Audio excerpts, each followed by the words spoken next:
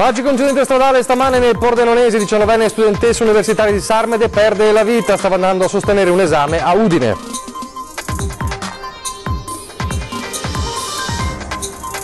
Rischio elevatissimo in caso di terremoto, il comune di Preganziol chiude la scuola elementare di San Bugè, gli alunni trasferiti dal 19 febbraio nella sede delle scuole medie.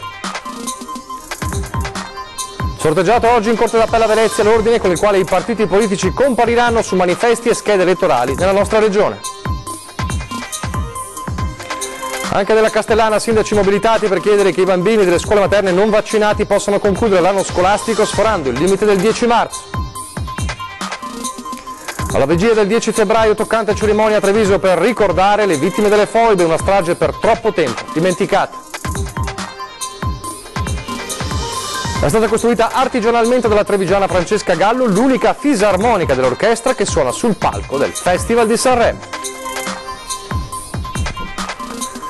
Telespettatori di Antena 3, buonasera e ben ritrovati. L'edizione trevigiana dei nostri telegiornali che si apre con la tragedia consumatasi questa mattina nel Pordenonese a Fontana Fredda, a perdere la vita una studentessa universitaria 19enne di Sarmede che stava andando a sostenere un esame. Stava andando all'università a Udine assieme ad un compagno di studi per sostenere un esame, ma all'Ateneo non è mai arrivata, coinvolta in un terribile incidente che le è costato la vita. È morta così stamane Eleonora Gava, 19 anni, di Sarmede. Il tragico schianto stamattina alle 7:20 a Fontana Fredda, lungo la bretella autostradale di Sacile Est. La Citroën Saxo, condotta dalla giovane studentessa, si stava immettendo sulla bretella quando si è scontrata con un furgone proveniente da Sacile. L'impatto è stato molto violento, inutili i soccorsi, la 19enne è morta praticamente sul colpo, ferite le altre 2 persone coinvolte nell'incidente, il compagno d'università, anch'egli 19 anni, di Sacile, ed il conducente del furgone. Entrambi sono stati trasportati all'ospedale, uno a Pordenone, l'altro a Udine. Sul posto i sanitari del 118, i vigili del fuoco e la polizia stradale di Pordenone. La notizia della tragedia si è diffusa rapidamente a Sarmede, l'intera comunità si è stretta nel dolore alla famiglia Gava, nota ed apprezzata in paese. Il papà di Eleonora, Graziano, è stato consigliere comunale. Il sindaco Larry Pizzol, non appena appreso della tragedia, si è recato a portare le condoglianze di tutta la comunità. Il dolore è immenso e indescrivibile, non ci sono parole che lo possano descrivere. L'unica cosa è stata quella di manifestare la mia vicinanza e quella di tutta la comunità. Eleonora, nonostante la giovane età, era molto attiva e ben voluta a Sarmede, dove era nata e cresciuta. Era una ragazza splendida, solare, molto partecipe delle attività del paese, nella parrocchia, nel Grest estivo. Una persona che aveva una parola per tutti quanti, dai più piccoli agli anziani. Quindi è veramente una grave perdita per tutti noi. La data dei funerali non è ancora stata fissata. E a proposito di tragici incidenti stradali, è morto a soli 55 anni Mauro Sartori, originario di Mogliano Veneto, ma da alcuni anni residente all'estero per motivi lavorativi. Domenica sera scorsa l'uomo stava tornando a casa dalla moglie e 2 figli gemelli diciottenni dopo una cena con amici a Città del Capo in Sudafrica, quando un incrocio è stato improvvisamente investito da un'auto mentre lui si trovava in sella alla sua moto, a causare lo schianto e il mancato rispetto del semaforo rosso da parte dell'automobilista, e purtroppo il 55enne non ce l'ha fatta. Adesso a Preganziol, dove il sindaco decide, dopo una riunione con i genitori, di chiudere una scuola materna. Siamo a San Bugè per rischio sismico molto elevato. I genitori hanno ben reagito al fatto che il sindaco abbia messo al primo posto proprio il benessere dei bambini, la sicurezza e il benessere dei bambini. Ieri la riunione con i genitori dei 73 bambini coinvolti, oggi la comunicazione ufficiale. La scuola elementare di San Bugè chiude. Lo storico edificio che sorge accanto alla palestra della frazione è ad altissimo rischio in caso di terremoto e metterci le mani non servirebbe comunque a risolvere il problema. Unica strada: demolire e ricostruire ricostruire. Decisione impopolare ma necessaria. La scala per valutare l'adeguamento sismico è da 0 a 712 anni il tempo di ritorno e siamo a 5,3, quindi a fondo scala totale. Considerato poi che dall'indagine che abbiamo avuto non ci sono lavori, neanche quelli più importanti dal punto di vista strutturale ed economico, che possono garantire l'adeguamento del plesso, perché si arriverebbe al massimo a circa un sesto del dato richiesto, capiamo proprio come non vi siano alternative alla chiusura del plesso. I bambini saranno accolti presso la scuola secondaria di primo grado nel capoluogo, quindi in Breganziola, a partire dal 19 di gennaio. L'organizzazione è tale per cui un corridoio verrà destinato proprio ai bambini della scuola primaria, avranno bagni dedicati, una mensa a posto, la zona per la ricreazione sarà appunto loro dedicata. Il trasloco lo facciamo qui adesso durante il ponte di Carnevale e diamo anche un attimo di passaggio anche emotivo ai bambini, di salutare il loro plesso e di entrare in questa nuova avventura. Avventura che durerà dai 2 ai 3 anni, il tempo di progettare e realizzare un nuovo edificio che tenga conto di molti fattori, anche del calo della natalità. Sappiamo che una scuola in una frazione significa vita, significa movimento, significa relazioni. Ecco perché il nostro impegno, il nostro progetto è quello di mettere in campo, con i tempi che riusciremo, compatibilmente alle risorse, ai progetti, agli appalti e tutto quanto, quello di restituire alla frazione un edificio in ottica moderna, in maniera che sappia poi soddisfare tutte quelle che sono le esigenze, non solo scolastiche ma anche di un centro civico e a livello sportivo della frazione. Adesso parliamo dell'influenza, 7 decessi complessivi legati all'influenza stagionale in Veneto, 2 dei quali nella Marca trevigiana. Il virus segna però per la prima volta dall'inizio della stagione un'incidenza in calo. Nella settimana dal 29 gennaio al 4 febbraio si è attestata a meno di 11 casi ogni 1000 abitanti contro gli oltre 12 della settimana precedente. Le persone sinora colpite sono state in totale 310.000. I dati sono del 7° rapporto epidemiologico sull'influenza elaborato dalla Direzione Prevenzione della Regione, diffuso oggi dall'assessore alla sanità. Il tasso di incidenza è finalmente ritornato nella zona di intensità media ed è quindi probabile che sia iniziata la fase discendente e che il picco sia stato raggiunto la scorsa settimana. Intanto su un altro fronte, quello delle vaccinazioni per i bimbi nelle scuole materne, e anche dalla Castellana come da altre zone, da altre province del Veneto ci sono sindaci mobilitati per chiedere una proroga oltre il 10 marzo. Dopo Vicenza e una sessantina di comuni della provincia, anche Castelfranco Veneto nella Marca si mobilita per chiedere al governo una proroga fino a giugno della scadenza del 10 marzo, quella che impone ai bambini delle scuole materne che non siano stati sottoposti alle vaccinazioni obbligatorie l'espulsione. La richiesta è quella di far terminare l'anno scolastico ai bimbi delle scuole dell'infanzia. Anche a Castelfranco Veneto il Consiglio Comunale ultimo ha approvato una mozione che chiede al governo di dare una possibilità a quei bambini che sono iscritti e che frequentano le scuole da 0 a 6 anni di poter concludere l'anno scolastico e quindi una deroga rispetto a quella data perentoria del 10 di marzo, prendendo atto che la legge c'è, che bisogna rispettarla, quindi senza entrare nel merito di Novax o Sivax. Oggi si prende atto di ciò che dice la normativa e si chiede di dare la possibilità, senza escamotage, chiamiamolo così, di completare l'anno scolastico. Non essendoci un'emergenza epidemica, prosegue il sindaco, far concludere l'anno scolastico ai bambini non vaccinati sarebbe una decisione di buon senso. Ci sono dei problemi nelle famiglie per potersi organizzare, ci sono problemi nei ragazzi che magari interrompere il percorso scolastico lascia qualche coda. Fare una proroga così, con la chiarezza che con l'iscrizione del prossimo anno, se si è vaccinati si può frequentare, se non si è vaccinati non si può frequentare, credo potrebbe essere un segnale positivo che il governo dà. La cronaca ci riporta in centro a Treviso, via Roma si conferma una zona ad alto tasso di criminalità nel centro di Treviso, ma c'è anche la pronta risposta delle forze dell'ordine. Spaccio in via Roma a Treviso. Nella serata di ieri 2 episodi hanno avuto per protagonisti altrettanti nigeriani, arrestati, uno dai carabinieri, l'altro dalla polizia locale.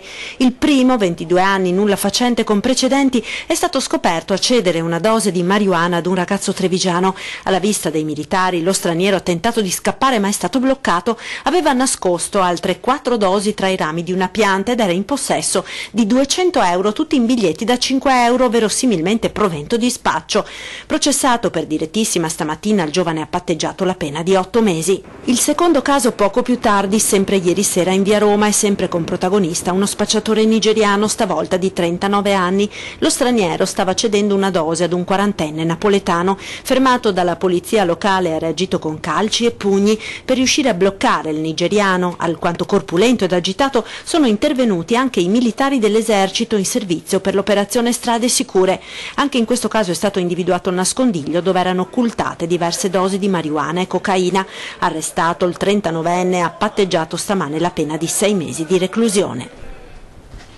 Parliamo adesso di economia e parliamo dell'operazione salvataggio della Melegatti da parte della Hausbrandt, storico marchio del caffè di Nervesa. L'abbiamo raccontato ieri. Oggi per la prima volta è entrato nello stabilimento veronese il patron di Hausbrandt, il giovane imprenditore Fabrizio Zanetti di Nervesa della Battaglia, perché il percorso è quello appunto di un salvataggio per creare un grande nuovo gruppo veneto.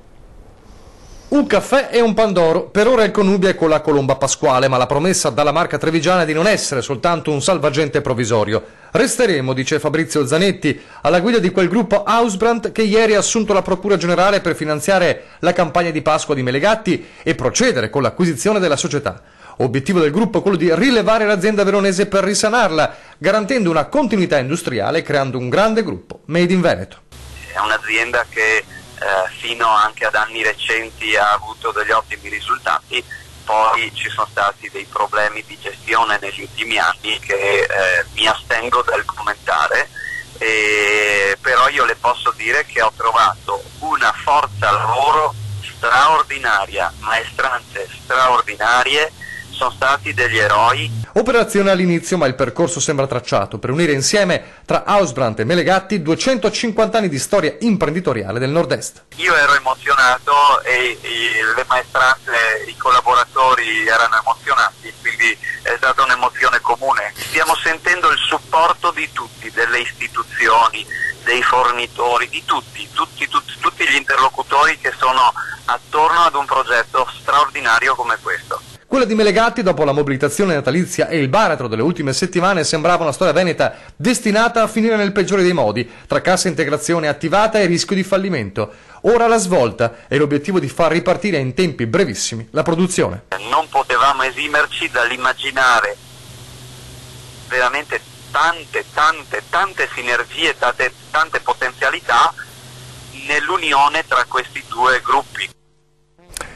Ma la strada evidentemente è ancora lunga, perché è arrivata poco fa una doccia fredda dal Tribunale di Verona che non ha dato il via libera alla campagna pasquale di Melegatti che sarebbe stata finanziata dal caffè Hausbrandt. La mancata approvazione è stata motivata con la mancanza dei tempi tecnici per produrre 300.000 colombe dal 19 febbraio al 9 marzo, quindi ben oltre i tempi fissati dal Tribunale stesso e concordati con i commissari giudiziali per attivare le misure del risanamento dell'azienda dolciaria. Il termine per la presentazione del piano risanamento infatti scade il 9 marzo, il giudice ha convocato i soci il prossimo 23 febbraio. La bocciatura della campagna pasquale, secondo fonti sindacali, non sarebbe comunque dovuta a mancanza di chiarezza sulla volontà di Hausbrandt, ma legata a tempi ormai troppo ristretti per la produzione delle colombe. Dopo la manifestazione di interesse con l'affidamento della Procura Generale, il Tribunale, secondo quanto si è appreso, ha invitato Fabrizio Zanetti, che abbiamo sentito nel servizio, a presentare entro il 23 febbraio un piano di rientro del debito di Melegatti, dimostrando dunque la conferma all'intenzione di acquisire l'azienda dolciaria. Quindi ci vuole un ulteriore passo importante per questa operazione. Importante, un'operazione che appunto creerebbe un nuovo colosso made in Veneto con l'unione tra la marca trevigiana e Verona.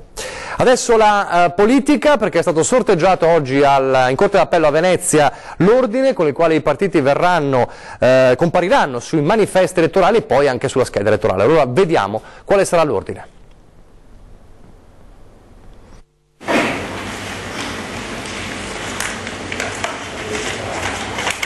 La prima estratta è la lista 5 Stelle. È stato sorteggiato in mattinata nella sede della Corte d'Appello di Venezia, alla presenza dei rappresentanti di lista, l'ordine in cui i partiti politici compariranno su manifesti e schede elettorali nella nostra regione. A guidare le liste per il Senato il Movimento 5 Stelle, seguito nell'ordine da Forza Nuova, ALA, Potere al Popolo, Grande Nord, la coalizione di centrosinistra, Sinistra Rivoluzionaria, Liberi e Uguali, Partito del Valore Umano, Casa Pound, Popolo della Famiglia e coalizione di centrodestra. All'interno del centrosinistra il primo simbolo è quello del PD, poi insieme Civica Popolare e Più Europa. Nel centrodestra l'ordine è invece Fratelli d'Italia, Noi con l'Italia, Forza Italia e Lega. Alla Camera per la circoscrizione Veneto 1, che comprende le province di Venezia, Treviso e Belluno, la sorte ha premiato il Popolo della Famiglia, seguito dalla coalizione di centrodestra, Grande Nord, Potere al Popolo, Forza Nuova, Casa Pound, 10 volte meglio, Partito del Valore Umano, Liberi e Uguali, Movimento 5 Stelle, coalizione di centrosinistra e ALA. Prima nel centrodestra la Lega, poi Fratelli d'Italia, Noi con l'Italia e Forza Italia. Nel centrosinistra guida la lista Più Europa di Emma Bonino, quindi Civica Popolare, PD e Insieme. Nella circoscrizione Veneto 2, che raccoglie le rimanenti 4 province, la scheda della Camera vedrà per prima Casa Pound e di seguito il Partito del Valore Umano, Forza Nuova, 10 volte meglio, centrosinistra, Popolo della Famiglia, Grande Nord, ALA, 5 Stelle, Potere al Popolo, centrodestra e LeU. Tra il centrosinistra la sorte premia ancora la Bonino, poi PD, Civica Popolare e Insieme. Nel centrodestra l'ordine è Lega, Noi con l'Italia, Forza Italia e Fratelli d'Italia. E oggi a Treviso, l'abbiamo sentito anche, è stato elencato da Tommaso Stoppa nel servizio, oggi a Treviso la presentazione dei candidati trevigiani di 10 volte meglio. Una mobilitazione popolare che ha permesso al movimento di essere presente in una decina di regioni italiane. Un gruppo di persone, così si definiscono, che ha deciso di dedicare in modo leale le proprie competenze ed energie al Paese per apportare un vero cambiamento.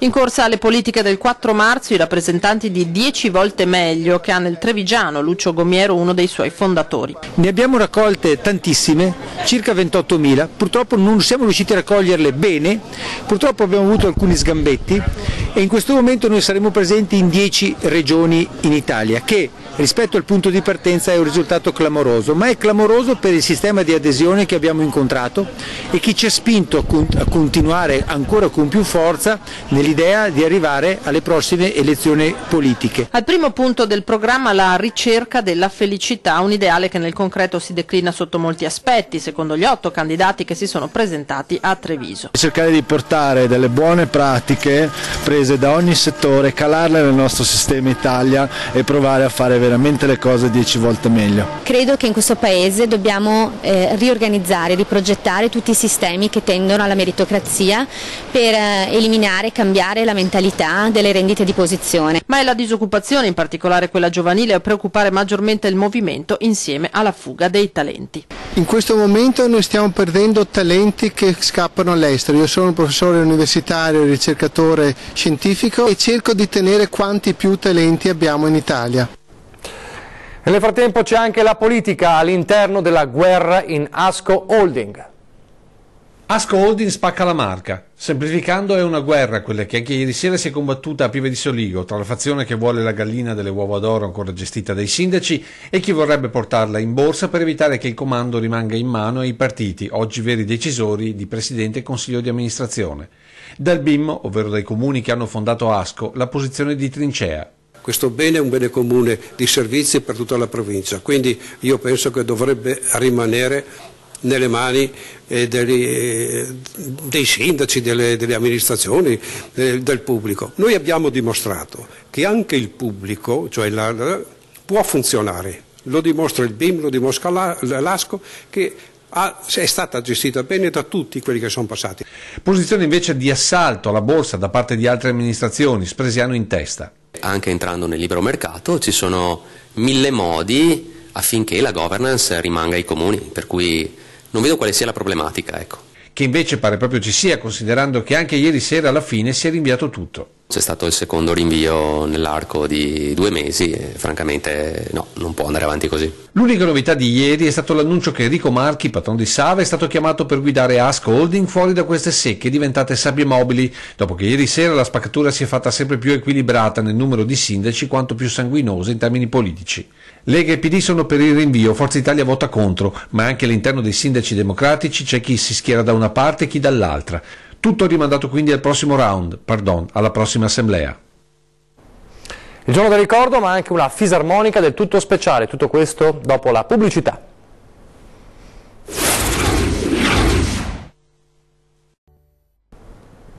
Rieccoci in studio, TG di Treviso, per parlare del giorno del ricordo che è domani, il 10 febbraio, alla vigilia di questa importante ricorrenza, oggi una toccante cerimonia a Treviso.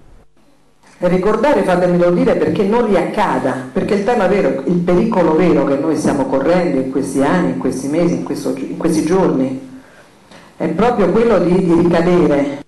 Questo è il monito lanciato oggi dal prefetto di Treviso per la giornata dedicata alla tragedia dell'esodo istriano e delle foibe, una ferita che si tramanda tra generazioni. Un sottile definirei mai confuso significa un qualche cosa di non ancora sedimentato, perché io ho ereditato il dolore di mia madre, i ricordi di mia madre, però tutto questo è risolto in un certo senso dalla bellezza del paesaggio, dal respirare l'aria di una terra che io ho nel sangue. Racconta così da figlio di profughi il suo legame con l'Istria e la Dalmazia, ma soprattutto la vicenda umana che solo dal crollo del muro di Berlino sta lentamente tornando tra le pagine della nostra storia. Per troppo tempo questo capitolo è stato completamente ignorato, è un capitolo vuoto nei libri di storia dei ragazzi.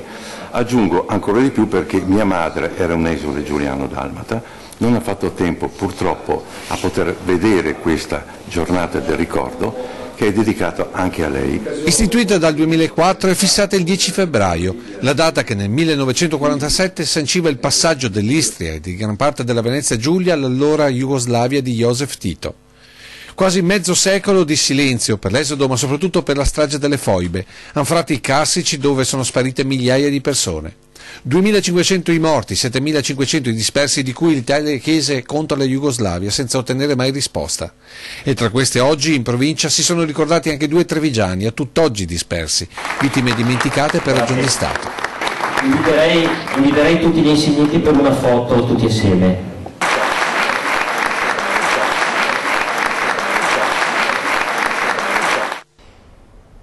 Cambiamo argomento, buone notizie per i giorni clou del Carnevale, il tempo infatti reggerà, ce lo dice il nostro esperto meteo.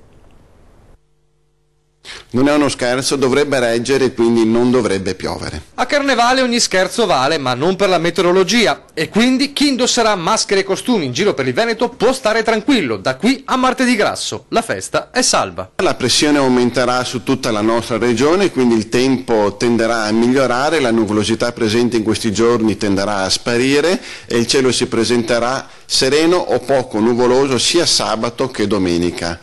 Per l'inizio della prossima settimana e quindi fino a martedì grasso il tempo non subirà grossi cambiamenti, salvo temporanee coperture, ma non sono attese precipitazioni. Tutto questo mentre ci lasciamo alle spalle un gennaio decisamente anomalo. È stato uno dei più caldi degli ultimi 20-30 anni, con frequenti incursioni di venti sciroccali che hanno favorito forti nevicate sull'arco alpino, dove la coltre di neve ha superato anche i 3-4 metri in alcuni casi.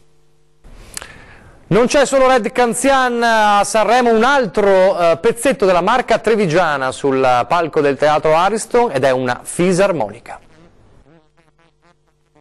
La prima fisarmonica che è arrivata a Sanremo l'ha costruita mio padre. Prima non era mai stata su un palco di Sanremo una fisarmonica, poi quella successiva l'ho costruita io invece 3 anni fa. Non cela l'orgoglio Francesca Gallo, unica donna in Italia a costruire fisarmoniche, nel vedere sul palco del Festival di Sanremo una sua creatura.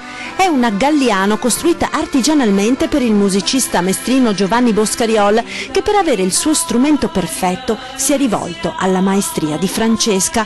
Un'arte, quella di realizzare questi meravigliosi strumenti, che Francesca ha imparato fin da piccina nella bottega di papà. È un mestiere che ci siamo trovati in mano perché da bambini giocando mondo e abbiamo imparato alcuni mestieri, quindi ci siamo trovati questo mestiere in mano. Mio fratello ha deciso di continuare con la carriera da cantante, da cantante lirico, io invece ho deciso che potevo portare avanti la bottega. Un lavoro difficile, di grande maestria e pazienza, che parte dalla capacità straordinaria di sentire il legno che servirà per realizzare lo strumento, sentirlo suonare quando è ancora un albero. Francesca utilizza solo alberi da frutta ed ogni componente della fisarmonica ha il suo legno, un lavoro lungo e complesso. Diciamo che da quando si sceglie un albero a quando diventa fisarmonica possono passare anche 20 anni. Servono dalle 450 alle 500 ore di lavoro per uno strumento e così Francesca nel suo laboratorio realizza fisarmoniche solo su ordinazione, costruendole con pazienza e su misura. Dipende da tantissime cose, da quanto alto è un musicista, da che repertorio fa, da cosa vuole del proprio strumento, dipende da tantissime cose e insieme si costruisce un modo come un abito. Andrea De Checchi di Forza Italia e Roger Domenech, deputato del Partito Democratico, sono gli ospiti di questa sera, fra pochissimo, su 20 e 10. E adesso vi lascio alle previsioni del tempo, grazie per averci seguito, arrivederci.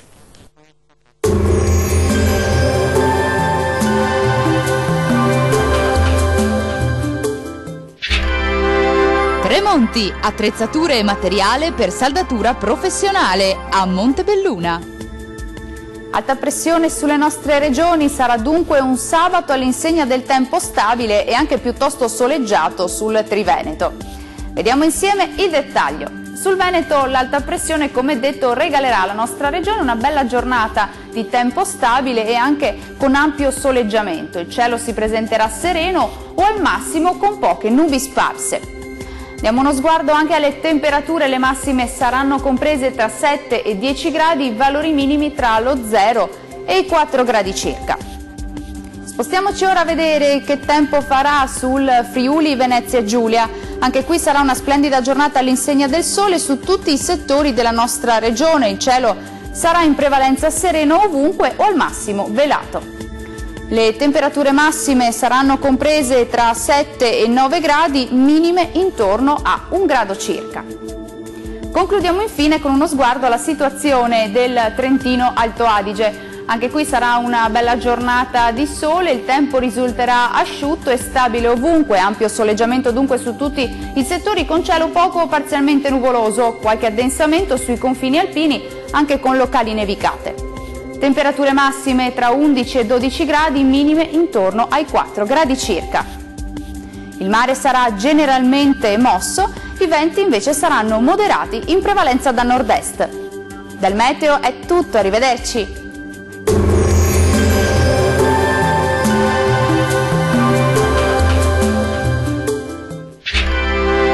Tremonti, attrezzature e materiale per saldatura professionale a Montebelluna.